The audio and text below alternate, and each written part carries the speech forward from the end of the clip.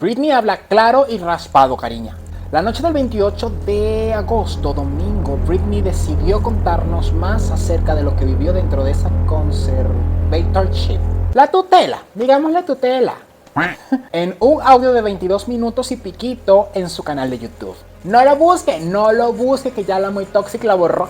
Pero gracias a los espíritus del chisme y a la Dani dos Santos, que la Virgin me la bendiga y me la haga otro santo que naguera, amen, pudimos tener aquí el video subtitulado. Amé que ella agarró, lo guardó, lo subtituló y lo subió con su análisis. Eso me permitió a mí traerles este video donde vamos a poder escuchar a Britney y analizar un poco más de lo que he vivido. Resumirte tal vez algunas cosas y ponerte en contexto. Aquí abajo te dejo los links hacia todas mis redes sociales, están ahí disponibles para ti. Bueno, usted puede darle clic y nada, seguirme.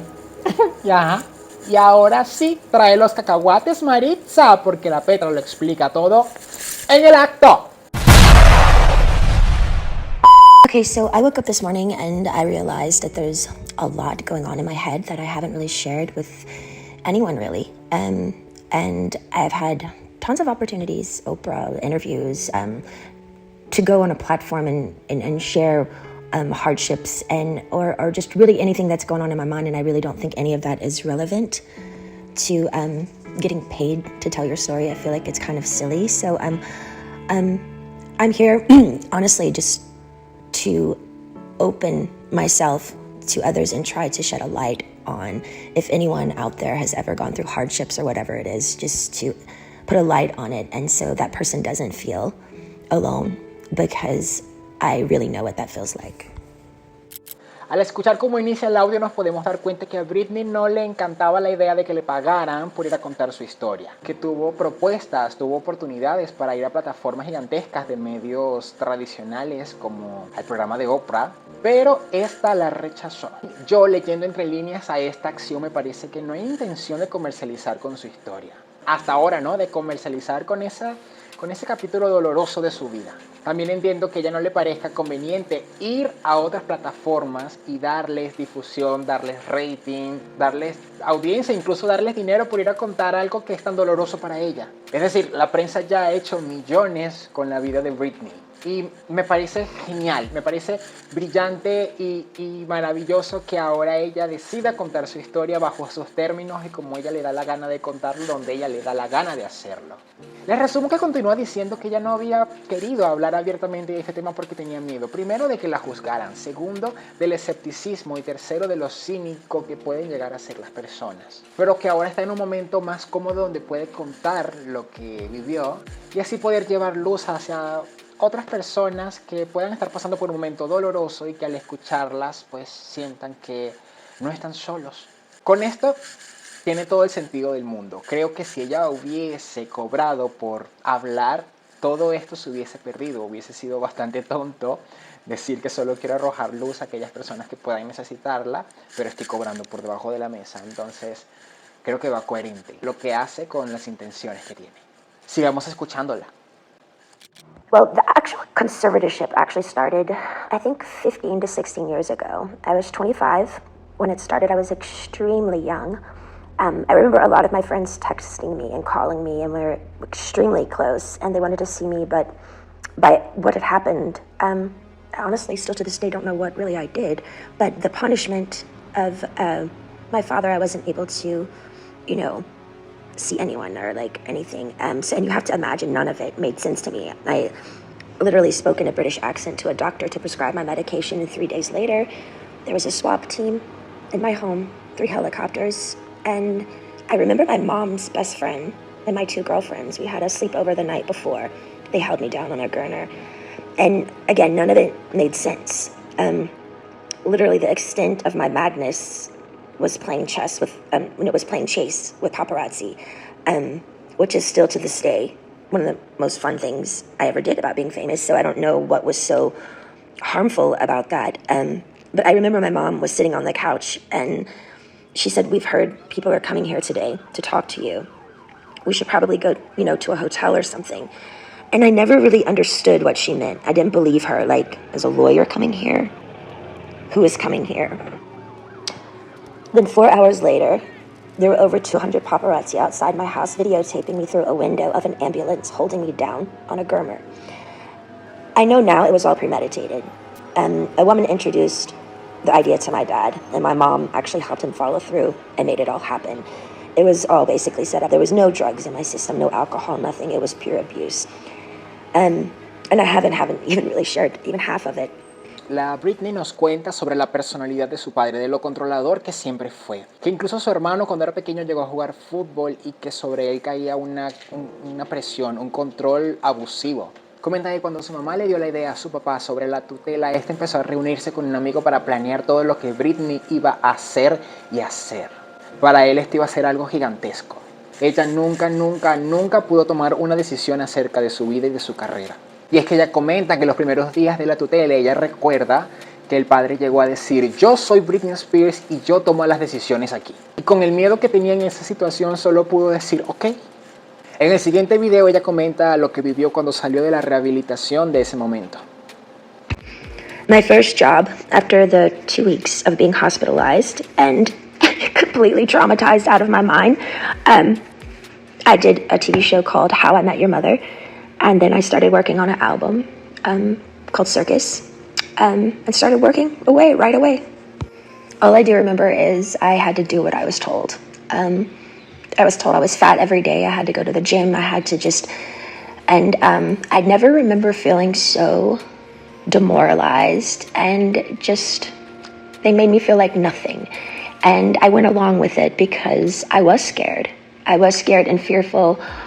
I didn't even really do anything, and I had like a swap team and how like none of it made sense to me. So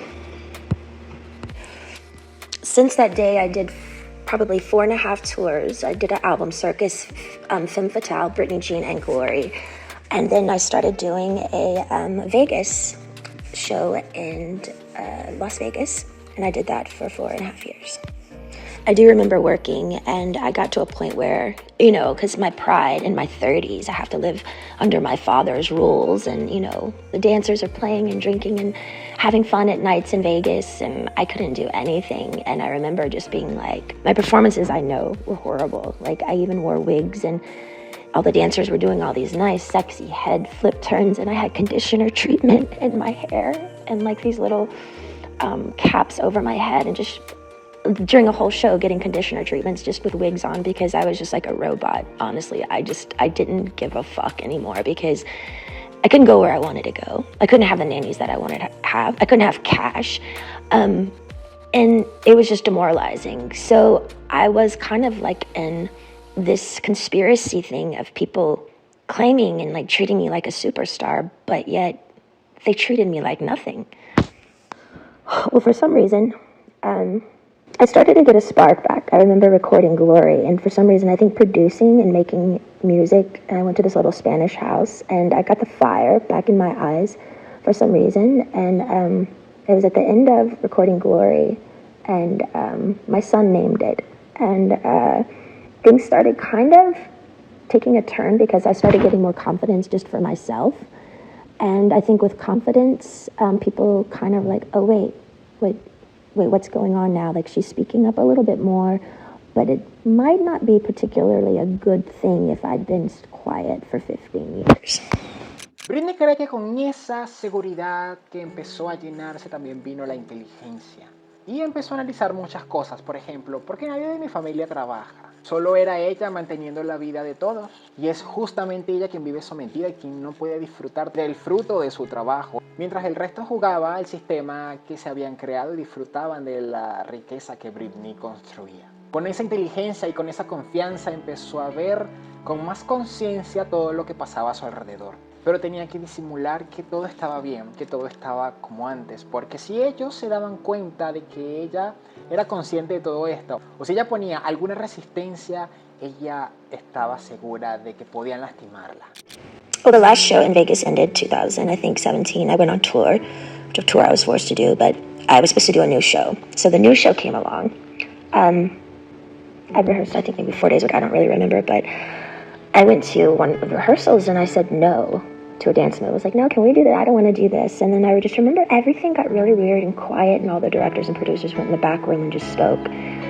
And that was it. And I was like, well, I don't know what's going on. So we all just kind of like, what happened? And then the next day, I was told that had to be sent away to a facility, and that I was supposed to say on my Instagram the reason why is because my dad is sick and I need treatment, which was, I didn't want to ever go there. I remember my dad calling me on the phone and I was crying, and I was like, why are you guys doing this? Like, what? And I just remember him saying, it's not your hands. You have to listen to the doctors. The doctors are going to tell you what to do. I can't help you now.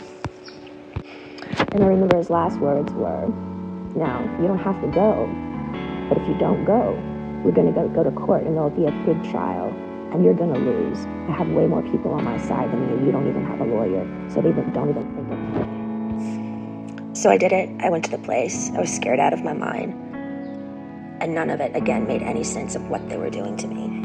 And again, I haven't wanted to share this because it's unbelievably offensive, sad, abusive, and honestly, would anybody believe me? I remember the main thing of when I was in that place, that my heart felt like it was frozen, like it was stuck inside, and I wanted to scream and I wanted to get out. And I think by a needle and thread, it was the breathing peacefully inward that I missed the most. I felt like I was in a state of shock, almost like when an old person feels helpless and they're literally going through some sort of shock treatment and they can't relax their body because they don't have the answers of why they can't have their own keys to their car and put it in the ignition and walk outside, and their own security guards at every door saying they can't go. Sitting down, drawing 6 galls of blood every week. Weak as hell. And then calling, and my family is in Destin at my beach house. It didn't make sense. The main thing, I to this day, I kind of stopped believing in God at that time because I didn't know how they could have 40 people leave my house a day and me work from 8 to 6 at night. Be seen changed every time I changed in the shower. No privacy, no door, nothing. How did they get away with it? And what the fuck did I do to deserve that? I couldn't even smoke cigarettes. People on death row can smoke cigarettes. I missed my AA meetings. Although I was kind of forced to go to AA, and I'm not even an alcoholic, I actually enjoyed it because I thought the people were brilliant. They shared their stories, just to share their story, and in a circle of women and men who just are trying to be better people and trying to touch other people. I missed my AA meetings. I couldn't go in. I couldn't have the keys to my car, no cash, no cigarettes, no door for privacy. It changed me, watched me change naked every day. I did work 7 days a week. No weekends were off. They monitored what I ate. From 8 to 6 I work. Sometimes at 9 o'clock I'd be able to watch a movie.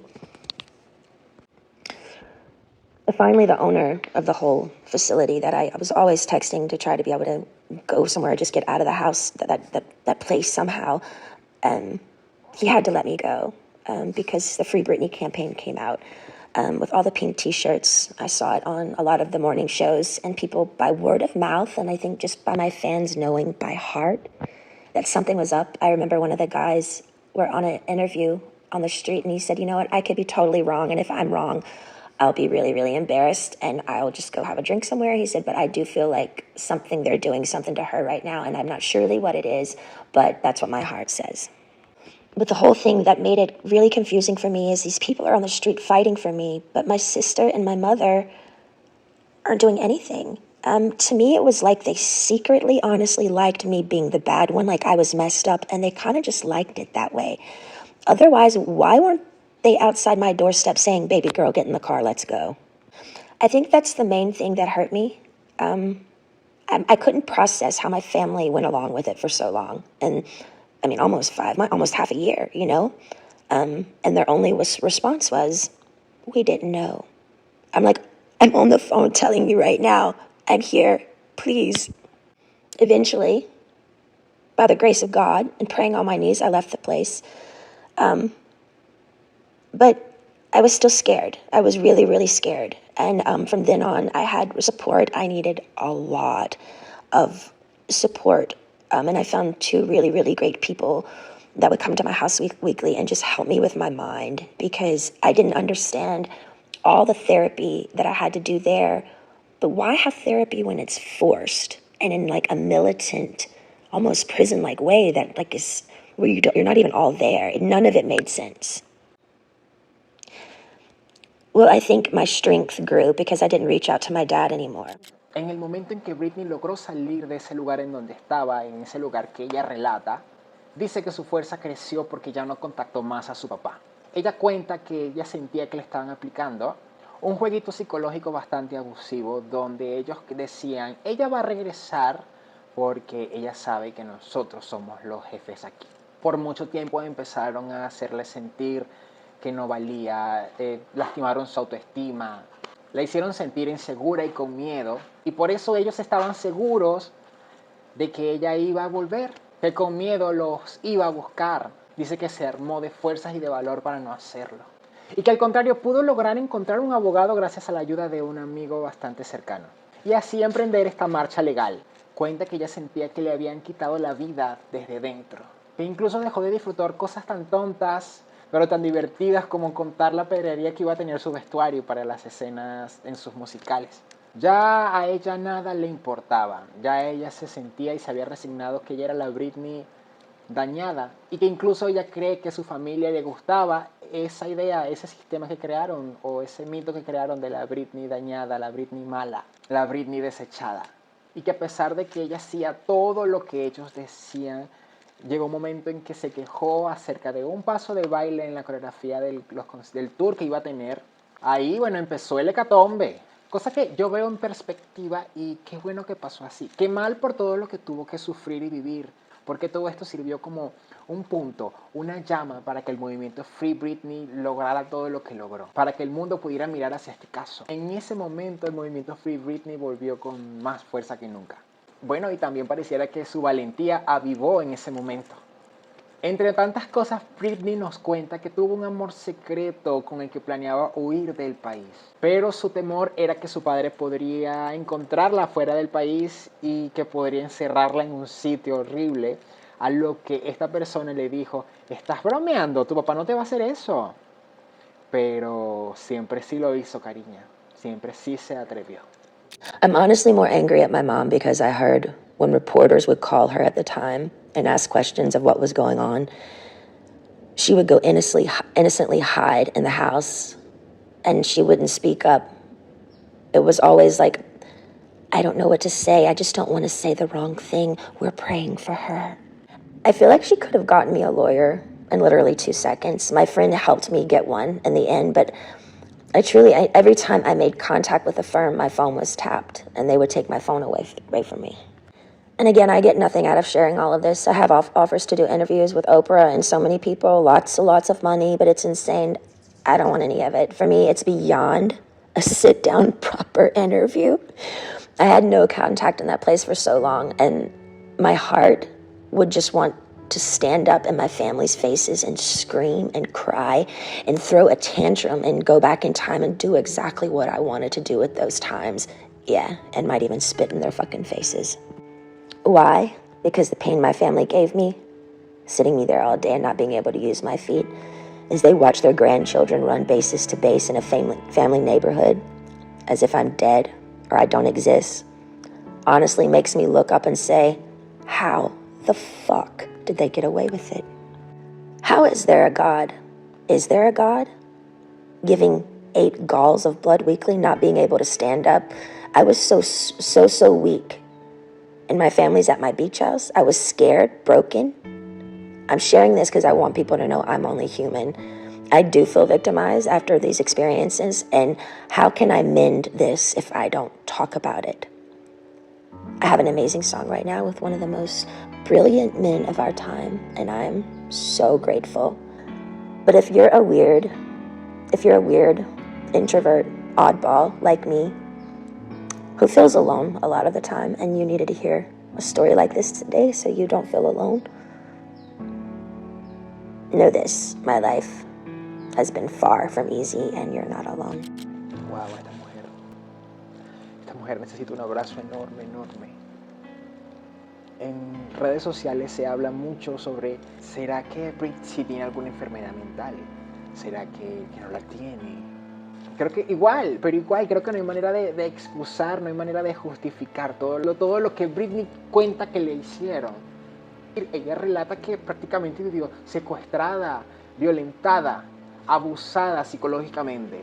era explotada, cariño, por 15, 16 años. Cuando ella menciona que usaba pelucas en algunas presentaciones y que ya no le importaba nada y que ya sabía que sus presentaciones eran caóticas o eran nefastas y que igual no le importaba, esto me hizo recordar ese show que dio en los VMAs, ¿se acuerdan? Give Me More, donde era eso, era Britney bailando desganada, era Britney usando una peluca y realmente muchos nos reímos, muchos nos burlamos, pero no conocíamos qué es lo que vivía esa mujer detrás de escena. Y es que tampoco el público tiene que saber qué pasa en escena, no, eso es uno de los proverbios que tenemos las personas que trabajamos en escenario, que nos dedicamos a las artes escénicas. Pero creo que este dicho o esta filosofía del artista ha servido para poder solapar todo lo que a esta mujer le hicieron. Si bien la cultura pop siempre la he visto como un poco frívola o superficial, creo que no podemos quitar nuestros ojos de este tipo de casos, ya sea una estrella del pop o no. Siento que no podemos hacernos de la vista gorda ante actos viles o ante injusticias, ante esas cosas negativas, viles y desdichadas que ejercen personas sobre otras. De cualquier tipo, en cualquier lugar del mundo, esta incluida también. Y lo que más me sorprende, cariña, es que este abuso, este secuestro, estaba amparado por las leyes del país de las libertades. Qué irónico y qué doloroso.